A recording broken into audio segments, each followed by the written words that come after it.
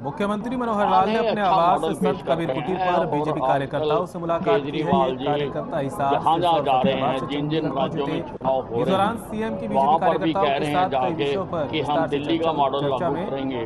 दिल्ली में तो 4 मंत्री अंदर हैं, अब उन प्रदेशों के कितने मंत्री अंदर होंगे ये देखना पड़ेगा, क्योंकि दिल्ली का मॉडल तो यही है कि जेल के अंदर से सरकार। साथ ही सीएम ने कार्यकर्ताओं से आह्वान किया कि वे हरियाणा सरकार की योजनाओं और सेवाओं को जन जन तक पहुंचाने के लिए लोगों को जागरूक करने में अपनी भागीदारी सुनिश्चित करें।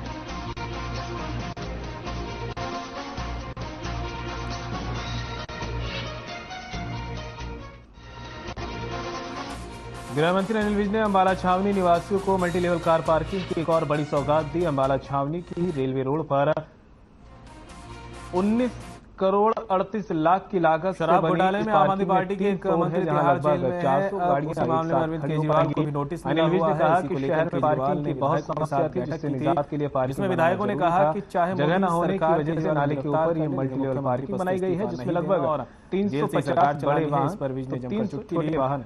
अनिल विज ने कहा कि केजरीवाल आजकल अच्छा एक मॉडल पेश कर रहे हैं। आने वाले समय में लिफ्ट भी लगाई जाएगी, जिसमें वाहन चालक लिफ्ट में बैठे देख सकेगा कि कौन से फ्लोर पर जगह है जहां पार्किंग करनी है। हाँ, नहीं, अच्छा मॉडल पेश कर रहे हैं। और आजकल केजरीवाल जी जहाँ जहाँ जा रहे हैं, जिन जिन हमारे मंत्री जी अनिल विज वहाँ पर भी कह रहे हैं जाके कि हम दिल्ली का मॉडल लागू करेंगे। दिल्ली में तो 4 मंत्री अंदर हैं, अब उन प्रदेशों के कितने मंत्री अंदर होंगे ये देखना पड़ेगा, क्योंकि दिल्ली का मॉडल तो यही है कि जेल के अंदर तोहफा वाले को दे रहे हैं, जिससे बाजार में जाम की स्थिति बनी रहती थी। अब बहुत बढ़िया काम आज अंबाले के लिए, पब्लिक के लिए हो रहा है। दिवाली का एक तोहफा दे रहे हैं, जिसमें 300-350 कारें खड़ी हो सकती हैं, 300-350 स्कूटर खड़े हो सकते हैं, और इतना बढ़िया बना है। गृहमंत्री बढ़िया से बढ़िया 5 स्टार होटल में आप चले जाओ, बढ़िया से बढ़िया मॉल में चले जाओ, इतनी खूबसूरत पार्किंग आपको कहीं नहीं मिलेगी। इस पर इसकी लागत जो 19.38 करोड़ रुपए की लागत आई है, जो ये हरियाणा में पहली तरह के या जो ये अंबाला शहर में ये जो इसका उद्घाटन हुआ है मल्टी लेवल पार्किंग का, और ये हमारे अपने माननीय मंत्री श्री अनिल विज जी द्वारा इसका जो उद्घाटन किया गया है। 350 इसमें 3 फ्लोर है, इसमें अपना 300 अपना जो 4 व्हीलर्स और प्लस जो 350 है 2 व्हीलर्स वगैरह की पार्किंग की सुविधा दी वाहन चालक। देखिए, यहाँ शहर में पार्किंग की बड़ी समस्या थी और उसके लिए कार पार्किंग होना बहुत जरूरी था।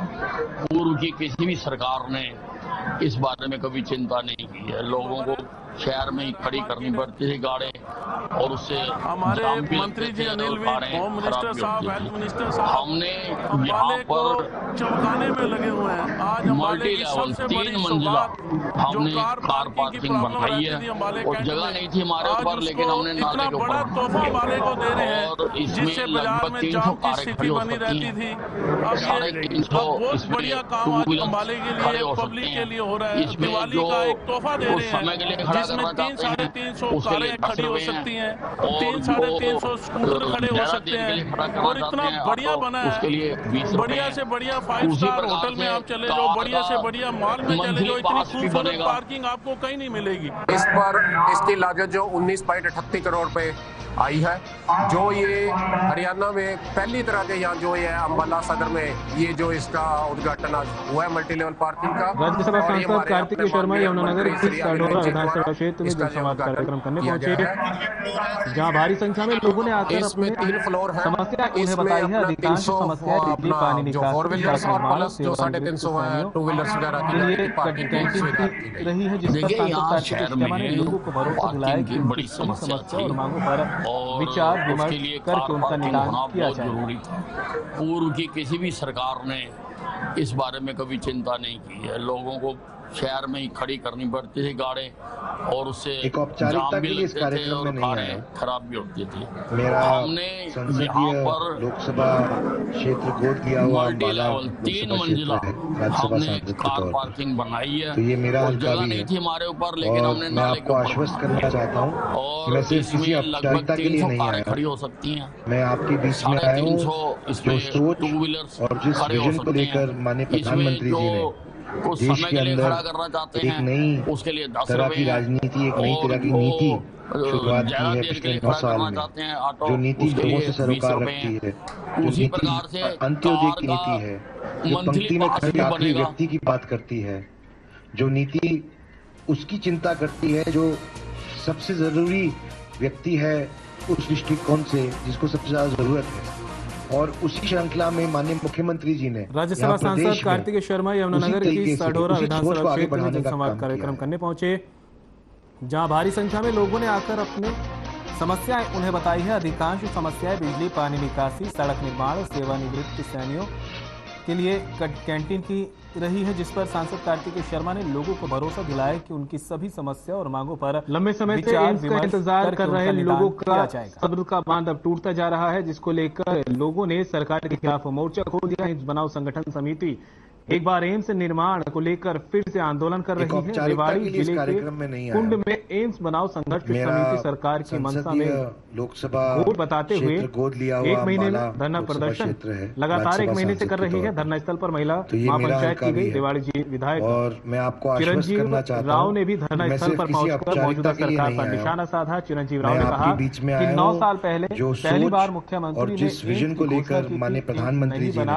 तो इलाके के लोगों ने आंदोलन किया और प्रधानमंत्री ने 2019 के लोकसभा चुनाव में एक नई तरह की नीति से पहले शुरुआत घोषणा की थी, लेकिन आज तक एम्स जो नीति लोगों से सरोकार रखती है, सरकार की नीति अंत्योदय की नीति है, जो पंक्ति में खड़े आखिरी व्यक्ति की बात करती है, जो नीति उसकी चिंता करती है जो सबसे जरूरी व्यक्ति है उस दृष्टिकोण से जिसको सबसे ज्यादा जरूरत है। करीबन 9 साल बीत और चुके उसी हैं। 9 श्रृंखला साल में माननीय मुख्यमंत्री जी ने हमारे प्रदेश घोषणा के बाद 3 और उसी तरीके से उसी सोच को आगे बढ़ाने का तैयार हो गई है और हमारी एम्स का टेंडर भी अब तक ना लगना, काम भी शुरू होना, ये बताता है कि इस सरकार की इच्छा शक्ति नहीं है एम्स बनाने की। और हम लोगों ने लगातार देखा है पिछले दिनों में जब मुख्यमंत्री जी ने ये कहा कि अति उत्साह के अंदर हमने इसकी घोषणा कर दी थी और उसके बाद जब लंबे समय से एम्स का इंतजार कर रहे लोगों का सब्र का बांध अब टूटता जा रहा है, जिसको लेकर लोगों ने सरकार के खिलाफ मोर्चा खोल दिया। एम्स बनाओ संगठन समिति एक बार एम्स निर्माण को लेकर फिर से आंदोलन कर रही है। रेवाड़ी जिले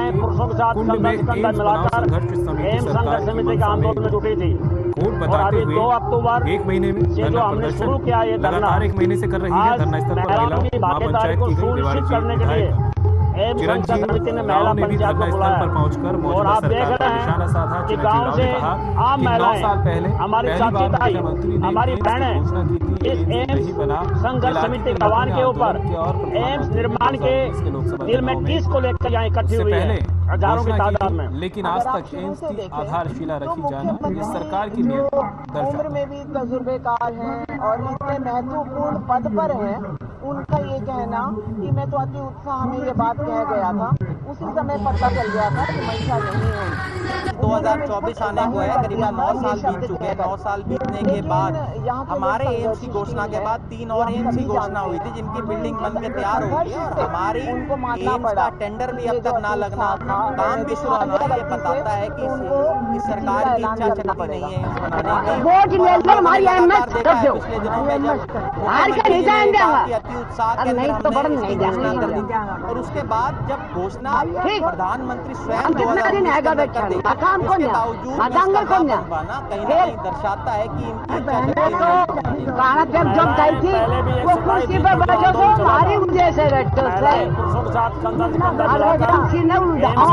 आंदोलन में जुटी थी और अभी 2 अक्टूबर से जो हमने शुरू किया ये धरना, आज महिलाओं की भागीदारी को सुनिश्चित करने के लिए एम्स संघर्ष समिति ने महिला पंचायत को बुलाया और आप देख रहे हैं कि गांव से आम महिलाएं, हमारी चाची ताई, हमारी बहनें इस एम्स संघर्ष समिति का आह्वान के ऊपर एम्स निर्माण के दिल में 30 को लेकर यहाँ इकट्ठी हुई है हजारों की तादाद में। एम्स को जल्दी से जल्दी बनाया जाए, नहीं तो ये जो आज महिलाएं यहाँ बैठे देख रहे हैं ये और भी बड़ा आंदोलन का रूप ले सकती है। ये बात कह गया था, उसी समय पता चल गया था कि मंशा नहीं है उन्होंने बिल्कुल जाहिर कर दिया था ये शब्द कहकर। लेकिन यहाँ के लोग संघर्षशील हैं, ये हम सभी जानते हैं। तो इनके संघर्ष फरीदाबाद शहर में रात के समय तमाम इलाकों में जहां जहां दिखा दिया गलती से फूड स्टॉल खुली रहती है वहां खुलेआम लोग सड़क किनारे ही वोट ले लो हमारी एमएस कर दो। कानून व्यवस्था बिगड़ने का खतरा बना हार के नहीं जाएंगे स्थिति भी पैदा हो नहीं तो बड़ नहीं लड़ाई झगड़े का खतरा भी बना रहता है। ऐसे में शराब पीकर गाड़ी चलाने से दुर्घटनाओं की हम कितना दिन है फरीदाबाद के पुलिस कमिश्नर ने जब अपना चार्ज संभाला शराब कुर्सी पर बैठो से हमारी उद्देश्य है रखो से हर क्षेत्र के थाने आम बात है। फरीदाबाद के हार्डवेयर चौक के समीप मीट मार्केट के नजदीक का है जहाँ नॉनवेज की दुकान देर रात तक खुली हुई है और लोग यहाँ पार्क करके गाड़ियों शराब पी रहे हैं। 150 से 200 किलोमीटर सफर करके दिल्ली जाना पड़ता है, क्योंकि सबसे ज्यादा जो दिक्कतें हैं वो महिलाओं को और बच्चियों को और बच्चों को है, तो वो हम फेस कर रहे हैं। तो मेरी सरकार से गुजारिश है कि इस एम्स को जल्दी से जल्दी बनाया जाए, नहीं तो ये जो आज महिलाएं यहाँ बैठी हैं ये और भी बड़ा आंदोलन का रूप ले सकती है। लगातार हमारी प्रयास जारी है। राउंडी मारता हूँ, मेरी 2 राइडर भी हैं, 112 भी हैं और मैं खुद इनके खिलाफ इन्हें चलान भी करता हूँ जाकर रात को गाड़ियों के। इस तरह कोई बात अब तक तो वैसे मेरे नॉलेज में नहीं थी, आपने बताइए फिर भी इसमें फिर भी ध्यान दिया जाएगा। फरीदाबाद शहर में रात के समय तमाम इलाकों में जहां जहां फूड स्टॉल खुली रहती हैं वहां खुलेआम लोग सड़क किनारे ही शराब पीना शुरू कर देते हैं, जिससे कानून व्यवस्था बिगड़ने का खतरा बना रहता है। वहीं जाम की स्थिति भी पैदा होती है और लड़ाई झगड़े का खतरा भी बना रहता है। ऐसे में शराब पीकर गाड़ी चलाने से दुर्घटनाओं की संभावना 100% बढ़ जाती है। के भिवानी में फरीदाबाद के पुलिस कमिश्नर ने जब अपना चार्ज संभाला वारदात का खुलासा किया है। इस घटना को एक शख्स सड़कों पर शराब पीने वालों के लिए अपने साथियों के साथ अंजाम दिया कि वारदात को अंजाम देने के बाद वो हनीमून पर जाना चाहता था, हालांकि वो अपने मंसूबों में कामयाब नहीं हुआ। दिखाई दे रहा नजारा फरीदाबाद के भिवानी सीआईए 2 की गिरफ्त में लुटेरों को पुलिस के एसपी शिमला की मौजूदगी मीडिया के देर रात तक पेश किया गया। आरोपी और लवर आनंद ने लव मैरिज करने के लिए अपने साथियों के साथ 21 अक्टूबर की देर शाम को भिवानी के सिवानी कस्बे में ये लूट की।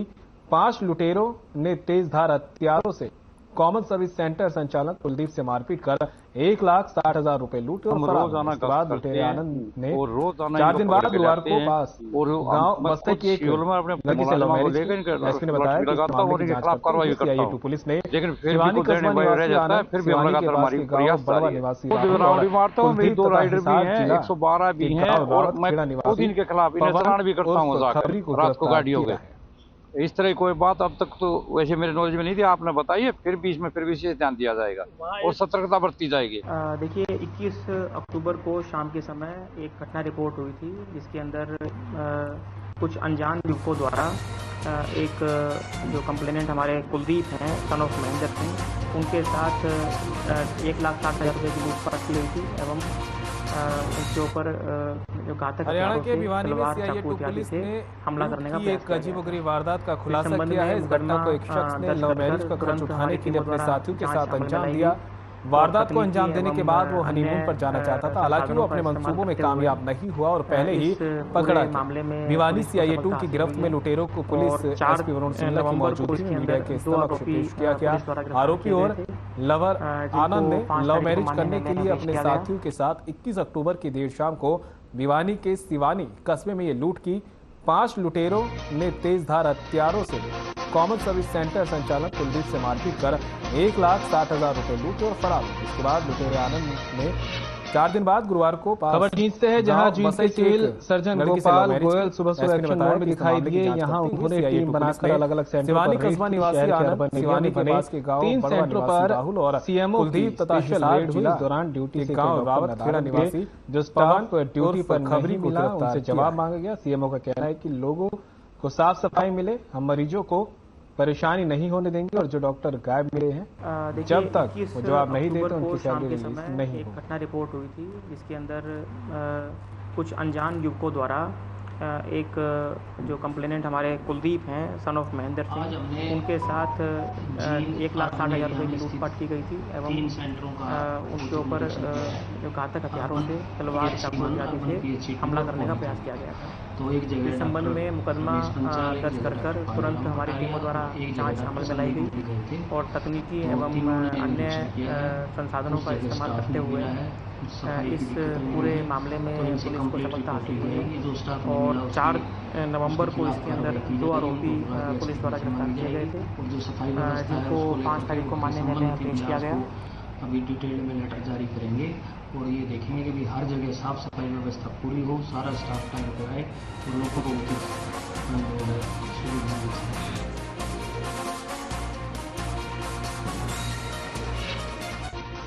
खबर जींद से है, जहां जींद के सिविल सर्जन गोपाल गोयल सुबह एक्शन मोड में दिखाई दिए। यहां उन्होंने टीम बनाकर अलग अलग सेंटरों पर रेड की। शहर के अर्बन एरिया में बने 3 सेंटरों पर सीएमओ की बढ़ते प्रदूषण को देखते हुए झज्जर जिले में सरकारी और प्राइवेट प्राइमरी स्कूलों की छुट्टी कर दी गई। हालांकि इस दौरान स्कूल ऑनलाइन माध्यम से क्लास लगा सकते हैं। अगले आदेशों तक झज्जर जिले के सभी सरकारी, गैर सरकारी, प्राइमरी स्कूल, आंगनबाड़ी और प्ले स्कूलों में फिजिकल क्लासेस पूरी तरह से बंद रहेगी। झज्जर जिले के डीसी कैप्टन शक्ति सिंह ने आदेश जारी किए हैं कि जिले के सभी प्राइवेट और सरकारी स्कूली प्राइमरी स्कूल अगले आदेशों तक फिजिकल क्लासेस नहीं लगा सकेंगे। हालांकि अगर स्कूल चाहे तो बच्चों की ऑनलाइन क्लास के माध्यम से पढ़ाई जारी रखी जा सकेगी। PHC 1, अर्बन PHC 2 और पॉलीक्लिनिक। तो एक जगह डॉक्टर रमेश पंचाल, एक जगह डॉक्टर पालेराम कटारिया, ब्रॉन्ज है। एक जगह डॉक्टर अगली कोस्टल रोइंग का समापन हुआ है, उसके अंदर हमने एक गोल्ड और एक ब्रॉन्ज मेडल जीता है, जिसमें गोल्ड मेडल सुमन ने जीता है और बहुत ही रिकॉर्ड टाइम पे इन्होंने फिनिश किया है। सब बहुत ज्यादा अप्रिशिएट, क्योंकि हरियाणा के अंदर कोई कोस्टल एरिया तो है नहीं, फ्लैट वाटर में होते हुए भी हम वहां पे आके उस इवेंट के अंदर जीतना जिसके अंदर हमारे पास सुविधाएं नहीं है। उसके बाद मिक्स इवेंट के अंदर सबसे टॉप टीम सर्विसेज रहती है। सर्विसेज को बीट करना ही अपने आप में एक बहुत प्राउड है। हम मिक्स कोस्टल मिक्स डबल में ब्रॉन्ज लेकर आए हैं। ये फर्स्ट टाइम इंडिया में हुआ है कि किसी नेशनल गेम्स में फर्स्ट टाइम गोवा में चल रहे 37वें राष्ट्रीय खेलों में हरियाणा के खिलाड़ियों ने गोल्ड मेडल में हाफ सेंचुरी लगाते हुए 135 मेडल प्रदेश की झोली में डालने का काम किया है। खिलाड़ियों ने 50 गोल्ड, 35 सिल्वर और 50 ब्रॉन्ज मेडल जीते हैं, जबकि नेशनल गेम्स खत्म होने में अभी 3 दिन बाकी है। वहीं हरियाणा दल इंचार्ज और हरियाणा ओलंपिक एसोसिएशन के कोषाध्यक्ष गोवा में चल रहे 37वें राष्ट्रीय खेलों में हरियाणा के खिलाड़ियों ने गोल्ड मेडल में हाफ सेंचुरी लगाते हुए अभी तक 135 मेडल प्रदेश की झोली में डालने का काम किया है। खिलाड़ियों ने 50 गोल्ड, 35 सिल्वर और 50 ब्रॉन्ज मेडल जीते हैं, जबकि नेशनल गेम्स खत्म होने में कोस्टल रोइंग का समापन हुआ है, उसके अंदर हमने एक गोल्ड और एक ब्रॉन्ज मेडल जीता है, जिसमें गोल्ड मेडल सुमन ने जीता है और बहुत ही रिकॉर्ड टाइम पे इन्होंने फिनिश किया है। सब बहुत ज्यादा अप्रिशिएट, क्योंकि हरियाणा के अंदर कोई कोस्टल एरिया तो है नहीं, फ्लैट वाटर में होते हुए भी हम वहां पे आके कोस्टल रोइंग का जीतना समापन हुआ है, जिसके अंदर हमने एक गोल्ड और एक ब्रॉन्ज मेडल जीता है। उसके बाद मिक्स इवेंट के अंदर सबसे टॉप टीम सर्विसेज रहती है और बहुत ही सर्विसेज को बीट करना ही अपने आप में इन्होंने फिनिश किया है। प्राउड सब बहुत ज्यादा अप्रिशिएट, क्योंकि हरियाणा के अंदर कोई कोस्टल एरिया तो है नहीं, फ्लैट वाटर में होते हुए भी हम वहां पे आके उस इवेंट के अंदर जीतना जिसके अंदर हमारे पास सुविधाएं नहीं है। उसके बाद मिक्स इवेंट के अंदर सबसे टॉप टीम सर्विसेज रहती है, सर्विसेज को बीट करना ही अपने आप में एक आज पहली बार कोस्टल बीट स्प्रिंट में हमने पार्टिसिपेट किया था और हमारा ब्रॉन्ज मेडल आया। हमने सर्विसेज को बीट करके ब्रॉन्ज मेडल जीता है। हम दोनों ने मिक्स डबल में पार्टिसिपेट किया था और जो कोस्टल बीच रोइंग है वो पहली बार हुआ है, इंडिया में फर्स्ट टाइम हुआ है। आज पहली एशियन गेम्स कोस्टल ओलंपिक्स वगैरह में भी गेम में हमने पार्टिसिपेट किया था और हमारा बहुत अच्छा मेडल आया। हमने सर्विसेज को बीट करके ब्रॉन्ज मेडल जीता है। के हमने सीधा हम दोनों ने मिक्स डबल में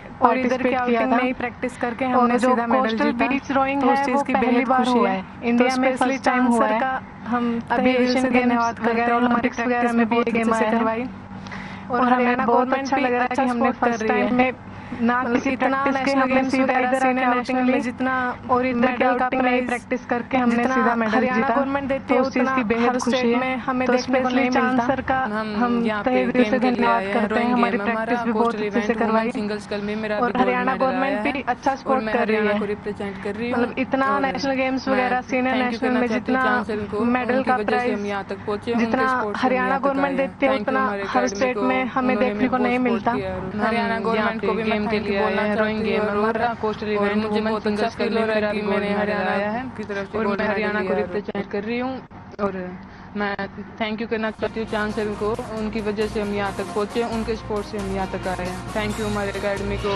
उन्होंने भी बहुत सपोर्ट किया है। हरियाणा गवर्नमेंट को भी मैं थैंक यू बोलना चाहती हूँ और और मुझे बहुत अच्छा फील हो रहा है कि मैंने हरियाणा एक्टिव हो जाते हैं और सामान में मिलावट करना शुरू कर देते हैं। इसी को देखते हुए मिलावटखोरों पर शिकंजा कसने और उन पर लगाम लगाने के लिए दिवाली से पहले अंबाला में आज खाद्य विभाग और सीएम फ्लाई ने संयुक्त रूप से शहर और छावनी की कई मिठाई की दुकानों, गोदाम और डेयरी में रेड की है। त्योहारों के सीजन में मिलावटखोर एक्टिव हो जाते हैं और सामान और खाने में मिलावट करना शुरू कर देते हैं। इसी को देखते हुए मिलावटखोरों पर शिकंजा कायम रखने के लिए निर्देश लगाम लगाने के लिए दिवाली से पहले अंबाला में आज खाद्य विभाग और सीएम फ्लाई ने संयुक्त रूप से शहर और छावनी की कई मिठाई की दुकानों, गोदाम और डेयरी में रेड की है। इस दौरान खराब पड़े सामान को डिस्पोज करवाया और खाने की चीजों से सैंपल लिए दुकानदार को स्वच्छ व्यवस्था कायम रखने के लिए निर्देश दिए गए हैं। दुकानों में पड़ा एक्सपायरी सामान को फेंकने के लिए कहा गया है और 22 किलो क्रीम उनकी डिस्ट्रॉय करवा दिया मौके पे। फिर आए हैं बीकानेर मिष्ठान भंडार। पहले हम गए यहाँ पे 4 सैंपल जय जगदम्बा कैरी है, बीकानेरी बर्फी, गुजिया से 2 सैंपल लिए पनीर का और गुलाब जामुन और 22 किलो क्रीम उनकी डिस्ट्रॉय करवा दी। फिर आए हैं बिल्कुल बीकानेर मिष्ठान भंडार सिटी में, यहाँ पे 4 सैंपल लिए हैं बीकानेरी बर्फी, गुजिया उनको वैसे वो नापतोल वालों गुलाब जामुन का है काम, बट हम भी सबको बोलते हैं कि रेट लिस्ट और एक्सपायरी डेट लगा के रखें मिठाई में बिल्कुल। और इसके बारे में रेगुलर सब ना आने सर कई दुकानदार जो है वो मिठाई के साथ डिब्बा वगैरह तोड़ते हैं, उसको लेकर क्या कुछ कोई आदेश नहीं? उनको वैसे वो नापतोल वालों डिपार्टमेंट का है काम, बट हम भी सबको बोलते हैं कि रेट लिस्ट और एक्सपायरी डेट लगा के रखें मिठाई में और इसके बारे में भी डब्बा ना तोड़े। नारनौल में बिजली निगम के कच्चे कर्मचारियों ने आज गेट मीटिंग कर एसडीओ के खिलाफ प्रदर्शन किया। कर्मचारियों ने कहा कि कच्चे कर्मचारियों के साथ एसडीओ के द्वारा भेदभाव किया जा रहा है। इसी के विरोध स्वरूप आज गेट मीटिंग कर प्रदर्शन किया। कर्मचारी नेता विकास बेनीवाल ने कहा कि हमारा विरोध प्रदर्शन पिछले 12 दिनों से चल रहा है। हम नारनौल में बिजली निगम के कच्चे कर्मचारियों ने आज एसडीओ दफ्तर में नहीं एसडीओ के खिलाफ प्रदर्शन किया। कर्मचारियों ने कहा कि कच्चे कर्मचारियों के साथ एसडीओ के द्वारा भेदभाव किया जा रहा है। इसी के विरोध स्वरूप आज गेट मीटिंग कर प्रदर्शन किया। कर्मचारी नेता विकास बेनीवाल ने कहा कि हमारा विरोध प्रदर्शन पिछले 12 दिनों से चल रहा है। हम विरोध स्वरूप गेट मीटिंग के माध्यम से एसडीओ दफ्तर में प्रदर्शन चलते हुए हो गए जी 12 दिन। 26 तारीख से कर्मचारी सभी श्रमिक यहाँ पे अपनी जायज मांगों के लिए बैठे हैं, परंतु बड़े ही खेद का विषय है कि उपमंडल अधिकारी इन 12 दिनों में एक दिन भी दफ्तर में नहीं आए। विरोध स्वरूप 12 दिन से लगातार दफ्तर से असेंट चल रहे हैं, जिससे उपभोक्ता भी परेशान है और कर्मचारी वर्ग भी परेशान है। सभी श्रमिक यहाँ पे अपनी जायज मांगों के लिए बैठे हैं, परंतु बड़े ही खेद का विषय है कि उपमंडल अधिकारी इन 12 दिनों में एक दिन भी दफ्तर में नहीं आए। वो 12 दिन से लगातार दफ्तर से असेंट चल रहे हैं, जिससे उपभोक्ता भी परेशान है और कर्मचारी वर्ग भी परेशान है।